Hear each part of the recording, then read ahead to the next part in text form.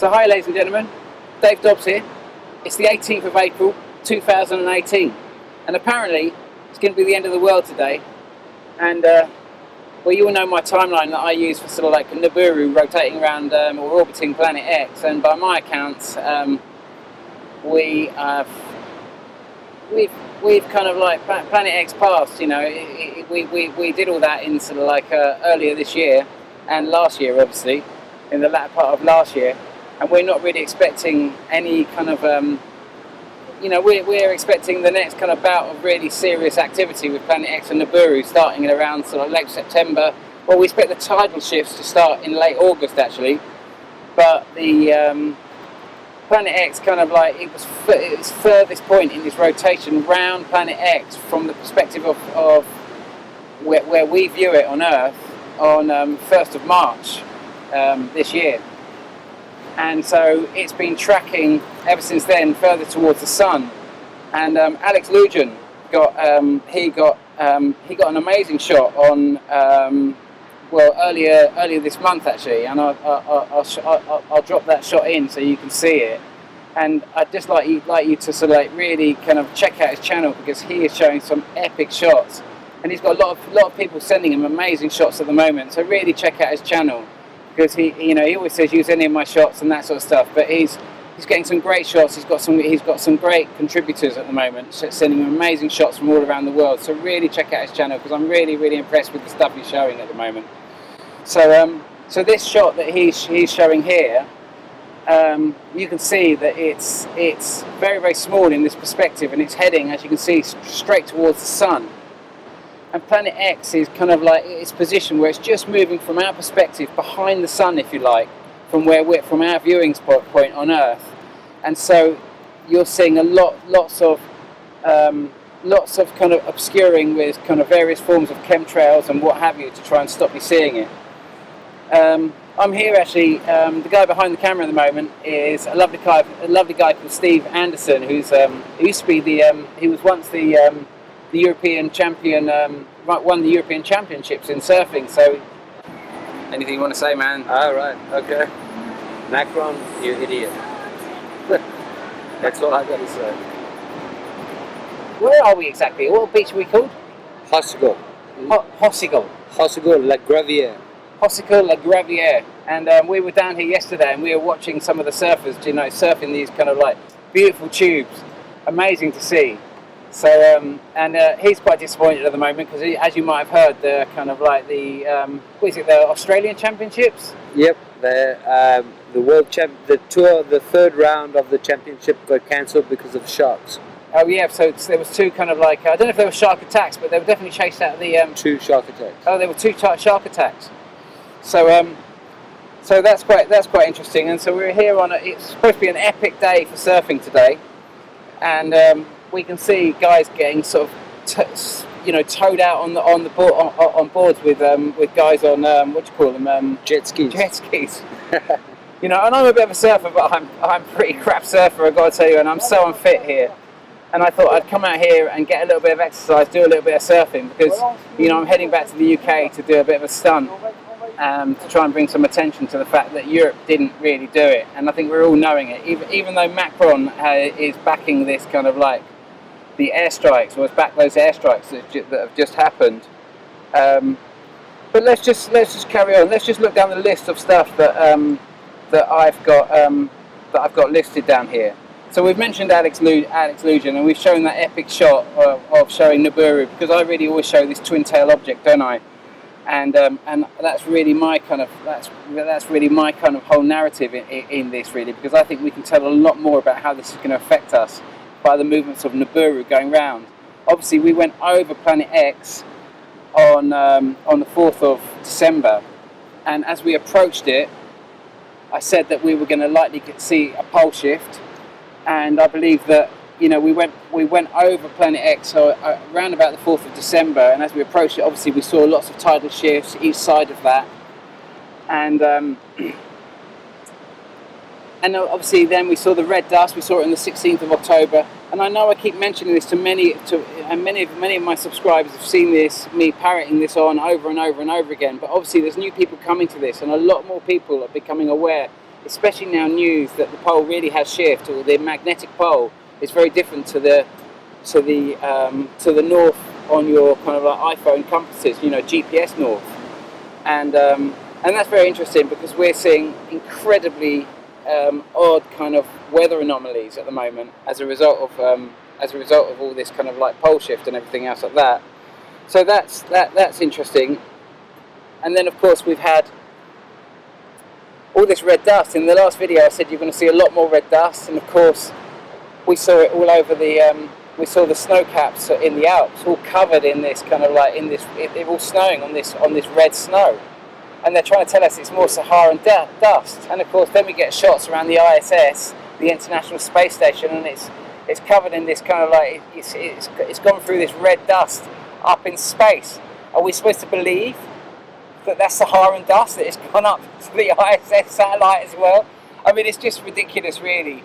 But I think this news of kind of like magnetic north moving, all this red dust coming down, this red dust, the Saharan dust that's now sort of like enveloping the sort of like the ISS.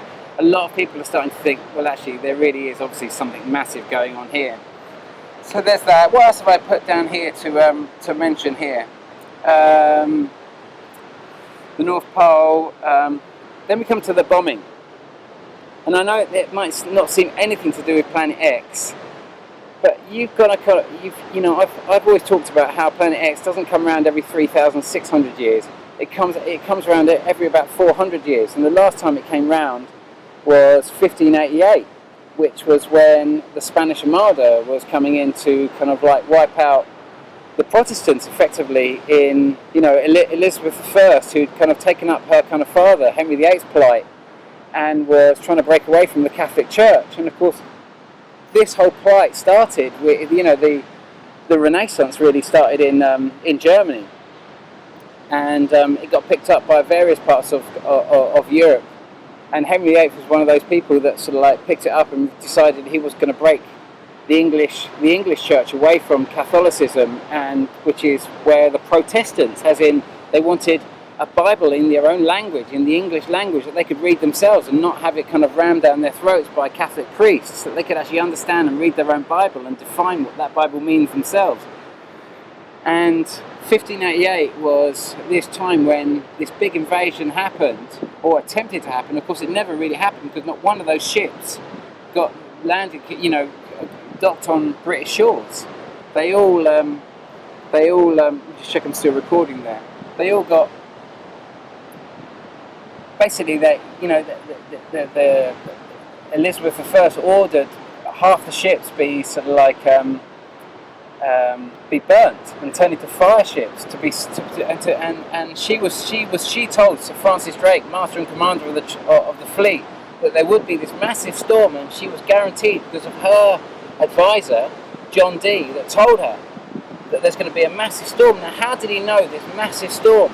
Now, of course, this massive storm became the inspiration, in my opinion, of the Tempest, Shakespeare's Tempest, the first play in Shakespeare, which was about Prospero, who had a boding spirit that was called Ariel, and of course Ariel is Nibiru, in my opinion, and I talk a lot about this in Laughing Gas, don't I? In my book Laughing Gas, and how each side will try and use Planet X and Nibiru strategically to try and draw the other into an invasive maneuver, because you cannot go to war when this thing flies by. And that, Nibiru is unbelievable, Planet X is unbelievable. The concept that there's divine protection when we come past this system, and if we lose that divine protection, any nation that is of war loses that divine protection. They lose the protection of whatever that system is, that shield, whatever you want to call it. You can kind of see it in Alex Lujan's kind of like shot where you see this kind of disc in front of the sun and in front of Nibiru there. You can say it's a sundog, except it doesn't sit symmetrically over the sun here. You can see it's moving over, and it's actually shielding Planet X, and it's actually shielding the sun and Nibiru as it's flying in there. But because of the light perspective, you get to see it there. So you can see that on the 26th of On the 26th of March, just gone, 2018, China opened up their new currency for real. And this to me is what this is all about, because once you've got a new kind of like a petro yuan, let's say, a real kind of tangible threat to the petrodollar, the US dollar, you know, you can see that America is really, really concerned, and America's bank, Britain, is obviously really concerned, and obviously Macron is backing that at the moment, and backing these invasions. And you may have heard that Robert Frisk, who's an old school reporter in the Middle East, has just come out and said that how come we've got doctors, or you know, that were in this, like the place of this supposedly this chemical attack, saying this wasn't a chemical attack, it was a complete and utter, it's a charade. And there's more evidence piling in that this is a complete charade, and that all these nations, you know, France, not Germany, obviously Merkel won't join this whole thing, Germany won't join this didn't join this bombing campaign, and they're getting as much kind of flack from other Western governments because they didn't join the bombing campaign. And of course, now the European Union, members of the European Union are having a right go at the bombing of Syria as a result of this alleged chemical attack, which is now looking like it's a complete false flag. And of course, then we've got to sort of think, well, you know, it turns out that we're hearing stories that President Trump has got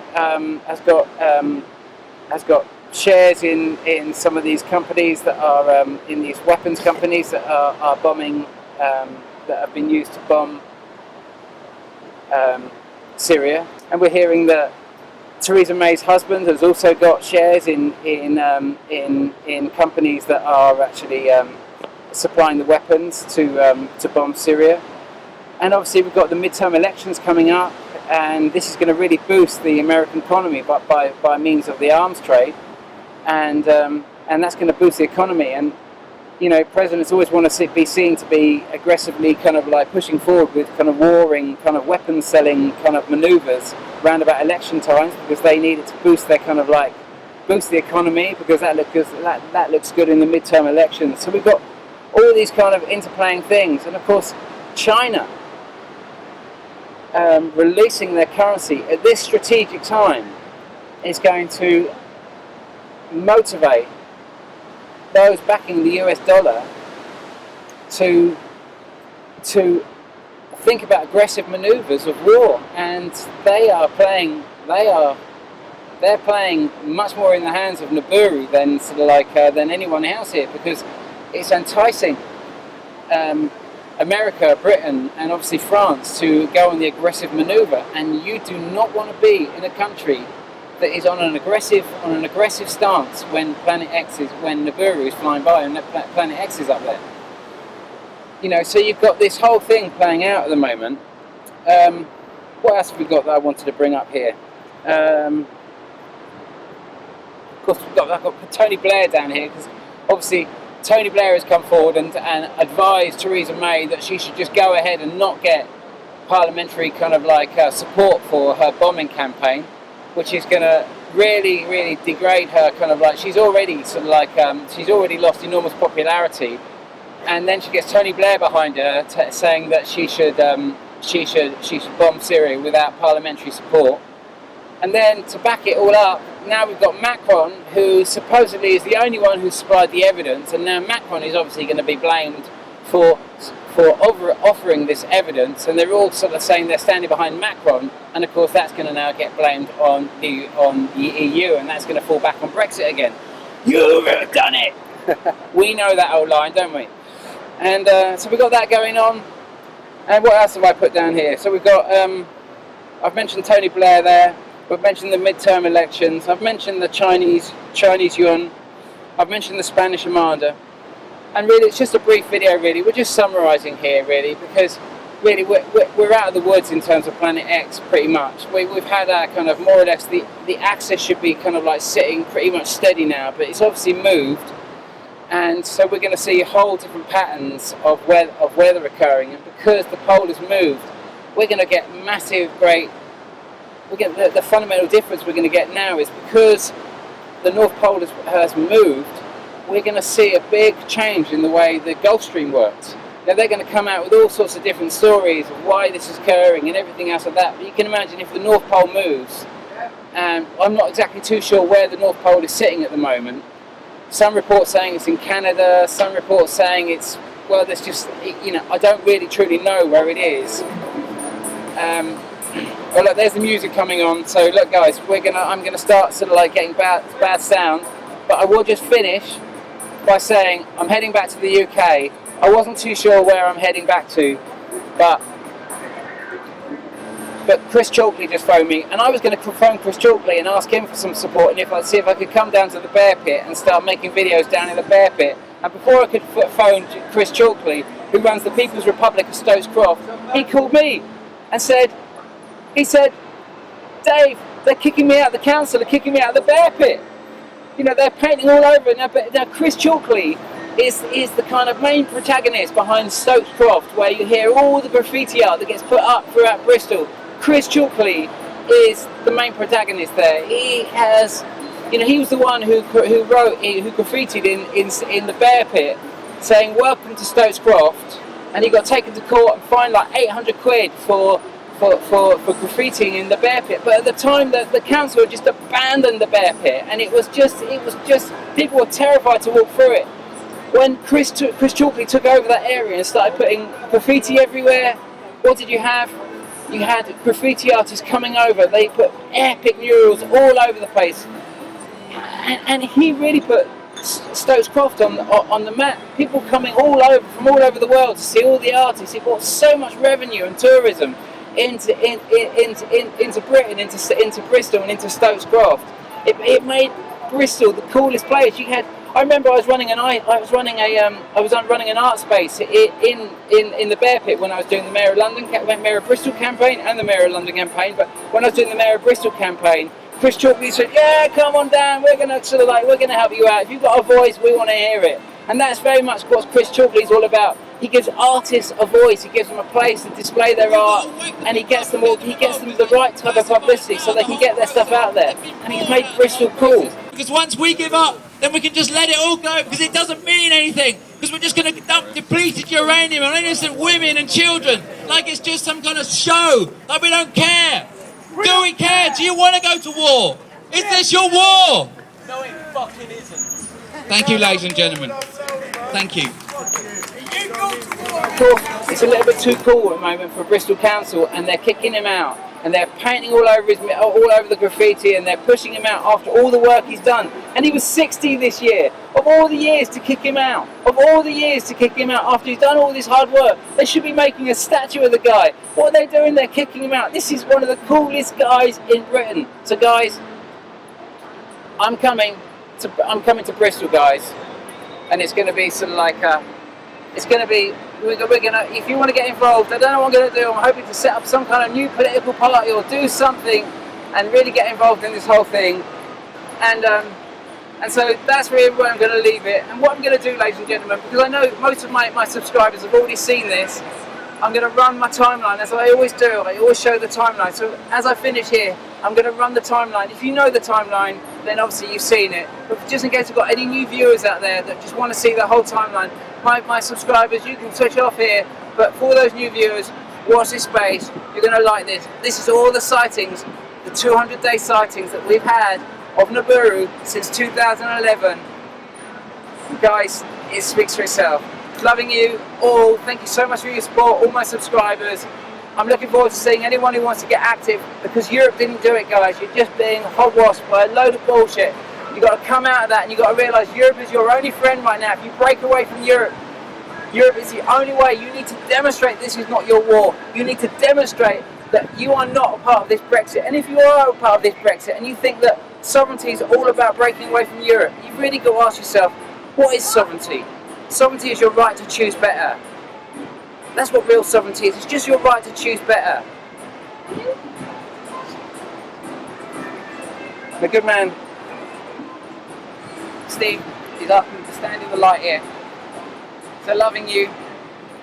Hoping you're going to like really see that all of you, those of you in America as well, you need to make sure you demonstrate that this is not your war. You need to send a message to whoever your God is, however you connect your God. Make sure you are clear that this is not your war, because you do not want to be part of a nation that is at war when this thing transits. Ask for divine protection, divine help for you this time, because you know what's coming in. I'm going to put all the timelines in, all the stuff that's coming up as this timeline goes in, and you're going to see it all. Loving you, leaving you. Ciao. Sharing of biased and False news has become all too common on social media. More alarming, some media outlets publish these things simply aren't true without checking facts first. Unfortunately, some members of the media use their platforms to push their own personal bias and agenda to control exactly what people think. And this is extremely dangerous to our democracy. This is extremely dangerous to our democracy.